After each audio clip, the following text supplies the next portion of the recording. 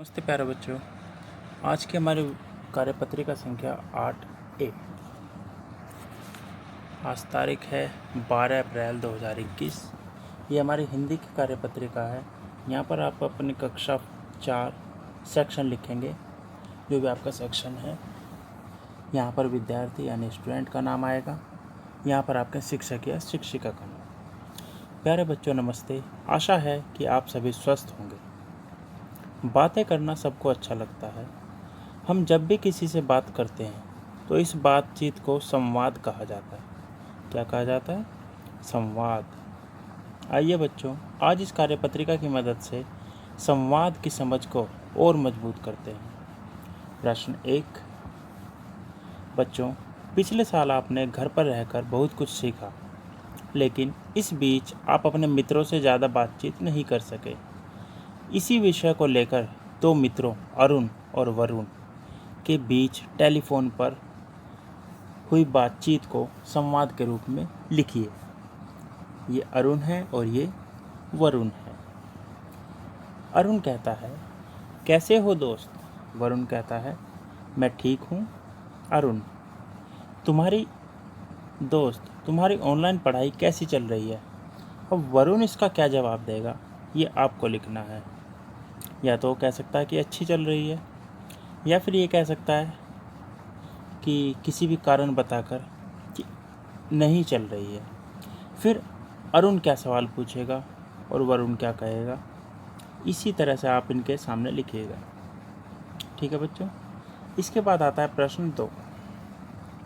नीचे दिए गए गद्यांश में वर्णित संवाद को बोलकर पढ़िए और निम्नलिखित प्रश्नों के उत्तर दीजिए। तो यहाँ पर एक कहानी है।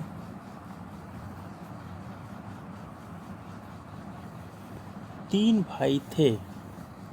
ये कहानी, तीन भाई थे। एक दिन वे तीनों नए घरों की तलाश में निकल पड़े। गरम गरम धूप में वे सड़क पर चलते चले गए। थोड़ी देर में आम का एक बड़ा पेड़ दिखा। उसके नीचे ठंडी छांव थी। तीनों भाई उसके नीचे आराम करने लगे। पेड़ के पके आम तोड़कर वे मीठा मीठा रस चूसने लगे। बड़े भाई ने कहा, भाई मुझे तो यही जगह पसंद है। आम के पेड़ से बढ़कर क्या हो सकता है। आम कच्चे होंगे तो हम अचार बनाएंगे और जब पक जाएंगे तो हम मीठे मीठे आम खाएंगे।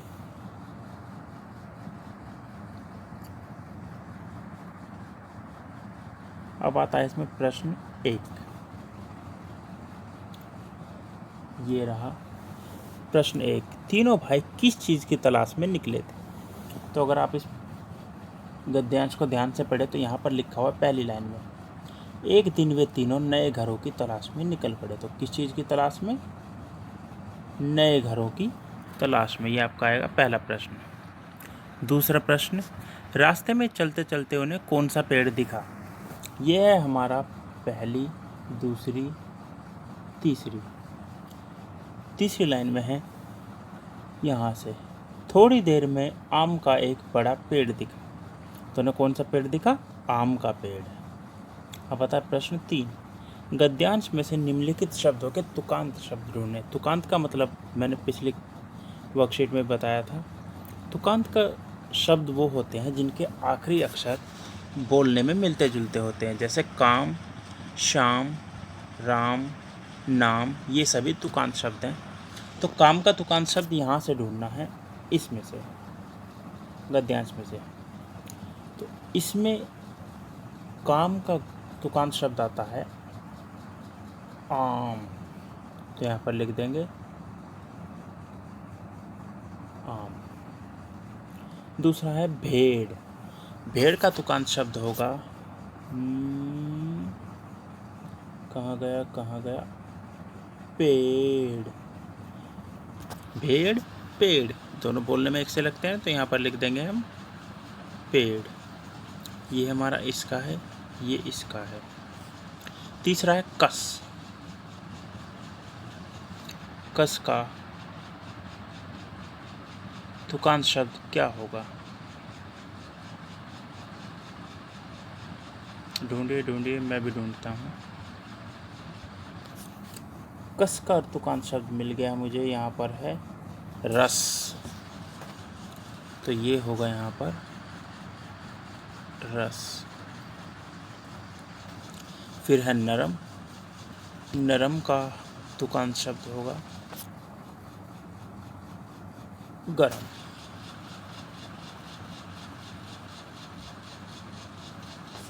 चलो यहाँ पर से कुछ मिटा देते हैं ताकि आपको पढ़ा हुआ लिखने में आसानी हो। वीडियो में शुरुआत में जो मैंने लिखा था वहीं पर लिखा हो, तो आप चिंता ना करें, आप वीडियो को पीछे जाकर देख सकते हैं कि मैंने क्या लिखा था। यहाँ जगह थोड़ी कम पड़ गई है, इसलिए हम यहाँ पर लिखते हैं नरम का हो जाएगा गरम। अब एक बचता है कड़क। कड़क का तुकांत शब्द आप ढूंढेंगे, थोड़ा बहुत काम अपने आप भी करना चाहिए। इसके बाद आता है प्रश्न 3। नीचे दिए गए चित्र को देखते हुए अपनी पसंद के 2 संवाद लिखिए। अभी जैसे हमने अभी प्रश्न 1 में यहाँ पर तक संवाद लिखे हैं अरुण और वरुण के बीच में, उसी तरह से ये प्रश्न 3 में 2 बच्चे बने हुए हैं, वो आपस में क्या बात कर रहे होंगे। पहले लड़का क्या कहेगा, फिर ये लड़की क्या कहेगी। इनका नाम भी आप अपनी तरफ से कुछ भी रख सकते हैं। तो इसके बाद आता है प्रश्न 4। नीचे दिए गए संवाद को बोलकर पढ़िए और उसके अनुरूप एक चित्र अपनी कॉपी में बनाइए। अब देखिए ये संवाद दिया हुआ यात्री, अरे यह बस कब चलेगी। बस वाला, भैया थोड़ा इंतज़ार करो, कुछ और लोगों को चढ़ने दो। यात्री, कितने और लोगों को बिठाना है, बस तो पहले से ही भर चुकी है।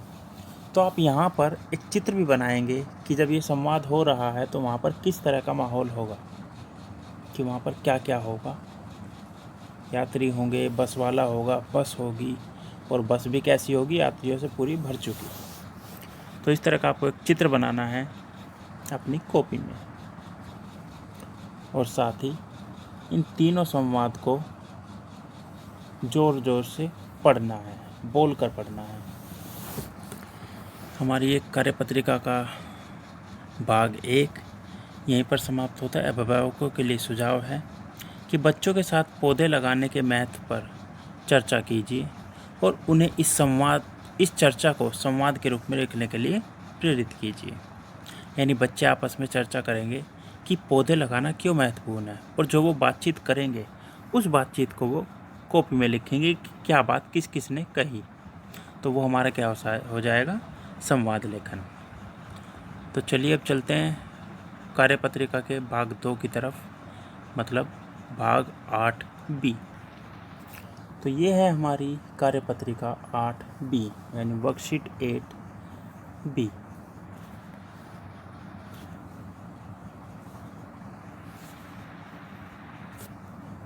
ठीक है बच्चों, यहाँ से शुरू होती है हमारी कार्य वर्कशीट नंबर 8B।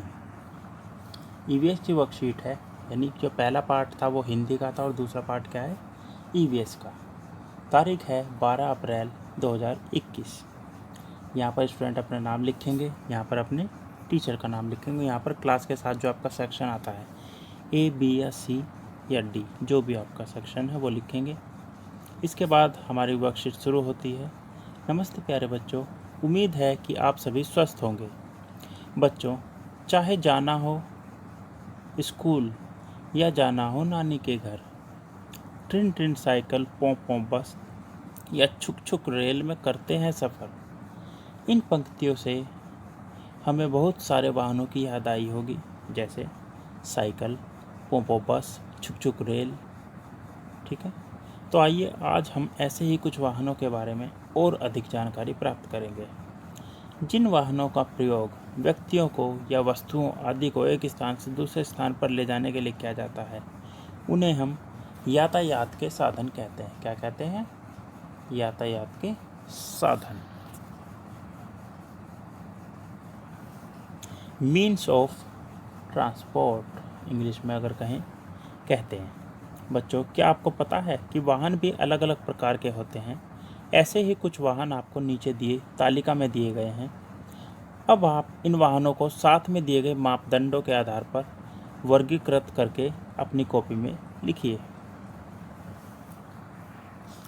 अब देखिए, यहाँ पर हमारे कुछ वाहन दिए गए हैं और साथ ही ये वर्गीकरण करने के कुछ पॉइंट दिए गए, जैसे पहियों की संख्या, यदि पहिए हैं तो किस कार्य हेतु इस्तेमाल होता है, या फिर वायु परिवहन है, जल परिवहन है, या फिर भूमि परिवहन। वायु परिवहन जो वायु में चलते हैं, जल परिवहन जो जल में चलते हैं वाहन, और भूमि परिवहन जो भूमि पर चलते हैं। सबसे पहला स्कूटर। स्कूटर में कितने पहिए होते हैं? पहले 2। और किस कार्य के लिए इस्तेमाल होता है? 1 या 2 व्यक्ति को एक स्थान से दूसरे स्थान पर ले जाने के लिए, वो आप यहाँ पर लिखेंगे। दूसरा, ये वायु पर चलता है, जल में चलता है, या फिर भूमि पर चलता है? तो ये चलता है भूमि। ठीक है बच्चों। दूसरा आता है रिक्शा। रिक्शा में होते हैं हमारे कितने पहिए? 3 पहिए। किस कार्य के लिए इस्तेमाल होता है? 1 से 3 या 4 व्यक्ति तक ले जाने के लिए इस्तेमाल होता है।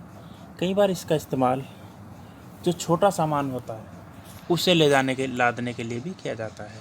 और ये कहाँ पर चलता है? भूमि पर। यानी पहला और दूसरा, स्कूटर और रिक्शा दोनों ही भूमि पर चलते हैं। तीसरा आता है हवाई जहाज। हवाई जहाज में कितने पहिए होते हैं? हवाई जहाज में पहियों के सेट होते हैं, मतलब 2 सेट पीछे होते हैं और 1 सेट आगे, तो कुल मिलाकर होते हैं हमारे 3 सेट। किस कार्य के लिए इस्तेमाल होता है? जब हमें कहीं दूर जगह पर जाना हो, एक राज्य से या एक देश से दूसरे राज्य या देश में जाने के लिए इस्तेमाल होता है, वो हवाई जहाज़ का इस्तेमाल होता है। इसमें इंसानों को भी ले जाया जाता है और कई बार माल या सामान को एक स्थान से दूसरे स्थान पर पहुंचाने के लिए हवाई जहाज़ का इस्तेमाल होता है। ये कहाँ पर चलता है? जैसे कि नाम से ही दिख रहा है, हवाई जहाज़ है तो हवा में चलेगा, तो यहाँ पर ये आ जाएगा वायु।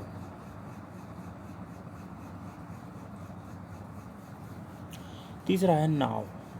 अब नाव में पहिए नहीं होते हैं, तो यहाँ पर नाव हम लिख देंगे, डैश कर देंगे। यहाँ पर मतलब पहिए नहीं होते, या फिर डैश कर सकते हैं या फिर 0 लिख देंगे। किस कार्य के लिए इस्तेमाल होता है? ये भी 1 से 3 व्यक्तियों को या फिर छोटे सामान को ले जाने के लिए, जब हमें पानी के द्वारा कहीं जाना हो तो हम नाव का इस्तेमाल करते हैं। और ये कहाँ पर चलता है? जल में। ये होता है हमारा जल परिवहन। टैक्सी 4 पहिए होते हैं। टैक्सी कह सकते हैं हम लोगों को ले जाने के लिए इस्तेमाल होती है, और ये कहाँ पर चलती है? भूमि पर। यहाँ पर भी आएगा हमारा भूमि। हेलीकॉप्टर हवा में चलता है, यहाँ पर आ जाएगा वायु। हेलीकॉप्टर में पहिए नहीं होते हैं, ऊपर एक पंखा लगा होता है सिर्फ, उसे हम यहाँ पर नहीं गिनेंगे, तो यहाँ पर हेलीकॉप्टर में पहिए कितने हो जाएंगे? 0। और किस लिए इस्तेमाल होता है? ये भी लोगों को या फिर भारी सामान को ले जाने के लिए एक स्थान से दूसरे स्थान पर इसका इस्तेमाल होता है, हेलीकॉप्टर का। शिकारा। शिकारा बच्चों, शिकारा एक तरह की बोट होती है जो पानी में चलती है, उसमें भी पहिए नहीं होते। शिकारा 1 या 2 व्यक्ति को एक स्थान से दूसरे स्थान पर ले जाने के लिए इस्तेमाल होती है, और ये भी जल में चलती है। कहाँ चलती है? जल में। बच्चों ज़रा सोचिए, पुराने समय में जब इंजन वाले वाहन नहीं हुआ करते थे तो यातायात के लिए किन साधनों का प्रयोग किया जाता होगा? ऐसे कोई भी 4 यातायात के साधनों के नाम अपनी कॉपी में लिखिए। उनमें आप देख सकते हैं, अगर जब इंजन नहीं थे तो किस तरह के वाहन इस्तेमाल होते थे? बैलगाड़ी, घोड़ा गाड़ी, या हाथ से खींचने वाली गाड़ी। इस तरह के 4 यातायात के साधनों के नाम आपको अपनी कॉपी में लिखने हैं इस प्रश्न के उत्तर में। इसके बाद हम बहुत से यातायात के साधनों का प्रयोग एक स्थान से दूसरे स्थान पर जाने के लिए करते हैं, लेकिन क्या आप जानते हैं कि कुछ वाहन ऐसे भी होते हैं जो किसी विशेष कार्य को पूरा करने के लिए ही बनाए जाते हैं। ऐसे ही कुछ वाहन नीचे दिए गए हैं। इन्हें पहचान कर इनके नाम के साथ इनके द्वारा किए जाने वाले कार्यों को अपनी कॉपी में लिखिए। तो पहला जो हमारा वाहन है वो है, आपने देखा होगा, आपकी गलियों में आता होगा, कूड़ा उठाने की जो गाड़ी आती है वो कुछ इसी तरह की होती है, MCD से आती है जो। तो इसका इस्तेमाल किस लिए होता है? कूड़ा उठाने के लिए। दूसरा ये है फायर ब्रिगेड की गाड़ी, ये आग बुझाने के लिए इस्तेमाल होती है। ये है क्रेन, ये भारी सामान को एक स्थान से उठाकर दूसरे स्थान पर रखने के लिए क्रेन का इस्तेमाल होता है। चौथा जो हमारा वाहन है वो है, जब कोई कंस्ट्रक्शन या भवन निर्माण का कार्य या रोड बनाने का काम होता है तो जो सामान है वो ज़्यादा मात्रा में इस्तेमाल होता है, उसे मिक्स करने के लिए जो गाड़ी का इस्तेमाल होता है वो ये है। इसके बाद जो आखिरी चित्र है वो है एम्बुलेंस का, और एम्बुलेंस का आपको पता ही होगा क्यों इस्तेमाल होता है, कहाँ पर होता है। मरीजों को हॉस्पिटल ले जाने के लिए या हॉस्पिटल से लाने के लिए भी कई बार एम्बुलेंस का इस्तेमाल होता है। अभिभावकों के लिए सुझाव: अनुपयोगी वस्तुओं से बच्चों का मनपसंद वाहन बनाने में उनकी सहायता करें। यहाँ पर आपको वेस्ट मटेरियल यानी ऐसी चीज़ें जो आपके काम की नहीं है, जैसे कोई पुराना डिब्बा पड़ा हो या कुछ और पड़ा हो जिसका इस्तेमाल करके आप गाड़ी बना सकें। पहियों के लिए आप बोतल के ढक्कन का इस्तेमाल कर सकते हैं। तो इसी तरह यहाँ पर कार्यपत्रिका संख्या 8B समाप्त होती है। कोशिश कीजिए कि जब आप बाहर जाते हैं तो बाकी लोगों से 6 फीट या 2 गज की दूरी बनाए रखें और अपने आप को और अपने परिवार वालों को कोरोना से सुरक्षित रखें। धन्यवाद। मिलते हैं अगली वीडियो में अगली वर्कशीट के साथ।